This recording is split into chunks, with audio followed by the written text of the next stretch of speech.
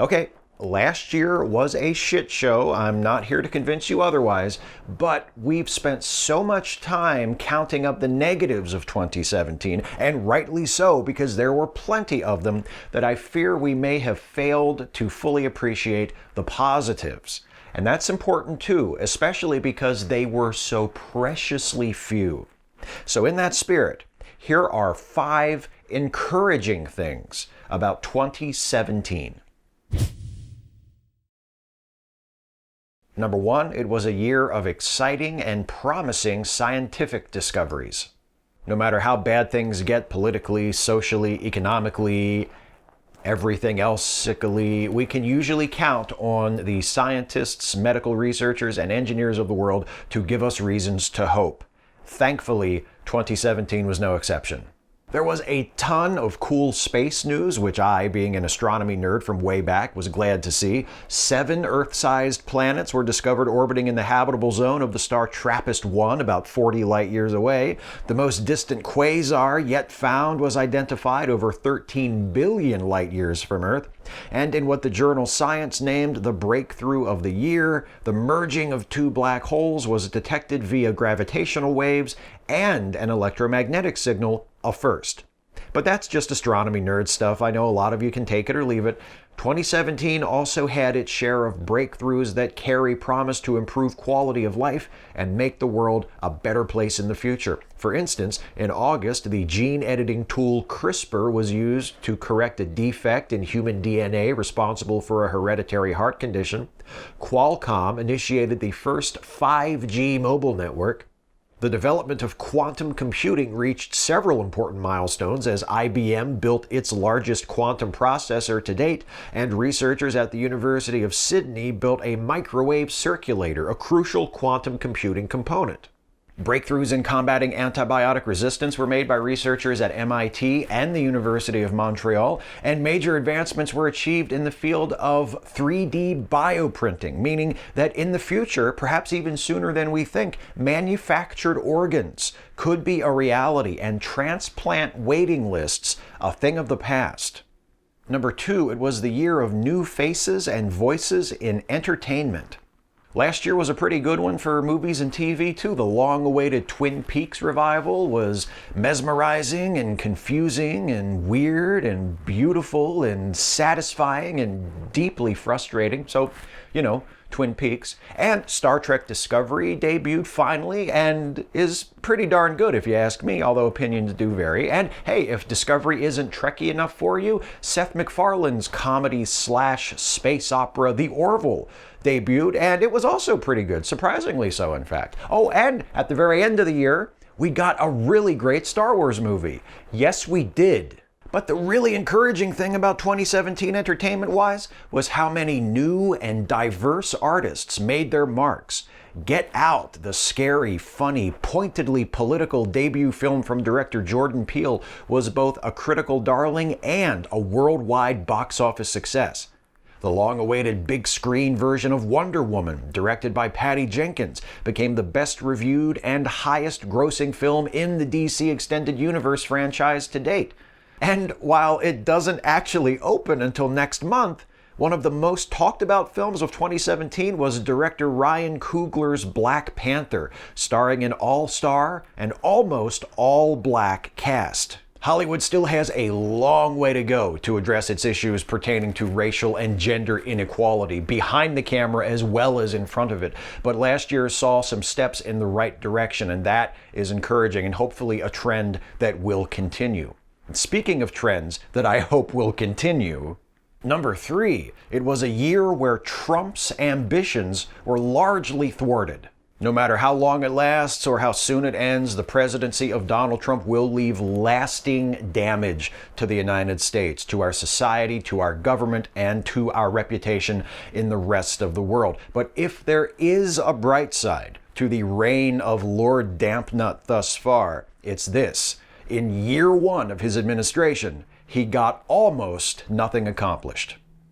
That's not how he tells it, of course. According to Trump, he'd accomplished more in his first 100 days than most other presidents would do in 2 terms. But back in a little place I like to call reality, Trump tried and failed to carry out several of his most high-profile campaign promises, with the lone exception of a tax reform bill which passed in December.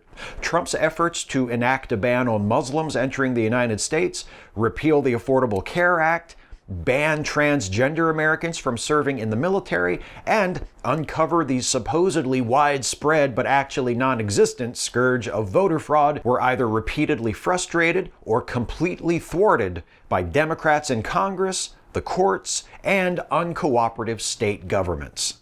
Of course, the more Trump failed, the more grandiosely he boasted of his success, but fortunately, most people outside of his dwindling but devoted base of supporters knew better than to take him seriously. And let's not forget, it wasn't just legislators and judges who stood up to him. Number 4, it was the year of the protest. The day of Trump's presidential inauguration was pretty bleak, unless you're a horrible person.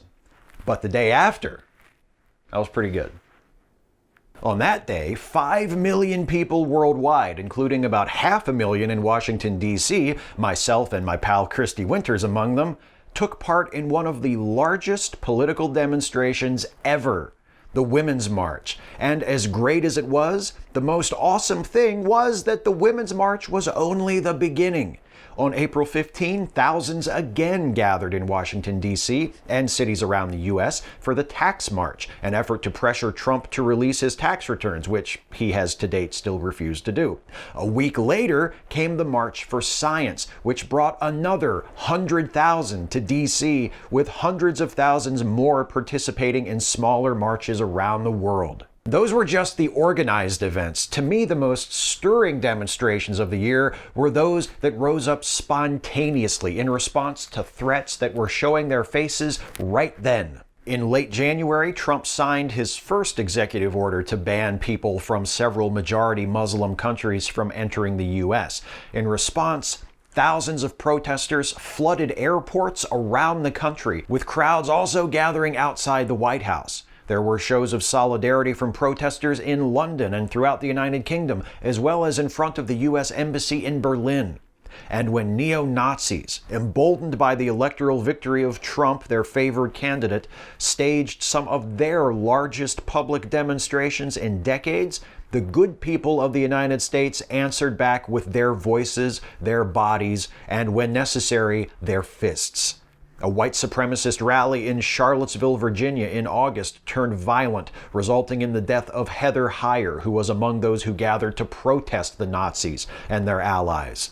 When the Nazis tried another rally in Boston a week later, their turnout was dwarfed by that of the counter-protesters, as an estimated 15,000 people showed up to tell the much smaller number of white supremacists that they were outnumbered and not welcome. And there was one more protest I need to mention. It didn't occur in a single place or time. It rose to the top of our popular discourse late in the year, and it's something that we are still talking about today, and hopefully something that we will continue to constructively address for some time to come, because a reckoning on this subject is long overdue.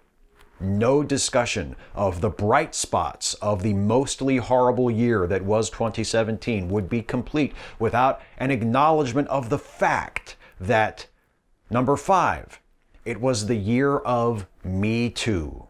It began the first week of October when the New York Times published a story alleging that powerful Hollywood producer Harvey Weinstein had been sexually harassing and assaulting women with impunity for the last 30 years.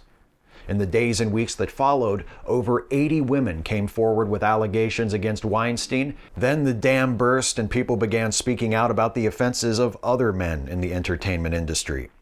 Kevin Spacey, Louis C.K., Brett Ratner, James Toback, Dustin Hoffman, James Woods, Jeremy Piven, Jeffrey Tambor, Danny Masterson, George Takei, and the list went on. The trend continued, reaching beyond entertainment into journalism. Matt Lauer, Charlie Rose, and Mark Halperin all lost their jobs following sexual misconduct allegations. And politics. U.S. Representatives John Conyers, Trent Franks, and Blake Farenthold, and U.S. Senator Al Franken all either resigned or announced they would not seek re-election at the end of their present term.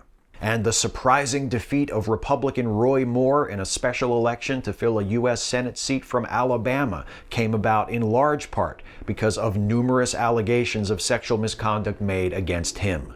The hashtag #MeToo, originally created by activist Tarana Burke to empower survivors of sexual abuse, was adopted to encourage people who had experienced sexual assault and harassment to come forward, tell their stories, and demand accountability. Millions of people from across the United States and around the world have joined the movement since. People like me, who have never personally experienced sexual assault or harassment, received the important reminder that these offenses and the attitudes that motivate and facilitate them are pervasive, and that it's our job to guard against them in ourselves and speak out when we see them in each other. And survivors saw that they were not alone, that there were people who had gone through the same thing, that they could reach out to others who would help them, support them, and believe them. That these crimes happened and continue to happen in such shockingly large numbers is not encouraging, but 2017 was the first year in a long time where it really seemed like it was possible for that to change. Now, for that to happen, 2018 will have to be the year of Me Too also, as will 2019 and 2020 and many, many years after that. And the spirit of the Me Too movement will have to be translated into real, concrete action, changes in the way we vote, conduct business, carry out our personal relationships, think, you name it. It won't be quick and it won't be easy. But if 2017 taught us nothing else, it was how important it is to work towards such changes, even in the darkest of times. In fact, especially then. The hardest part is picking only 5. Catch you next time.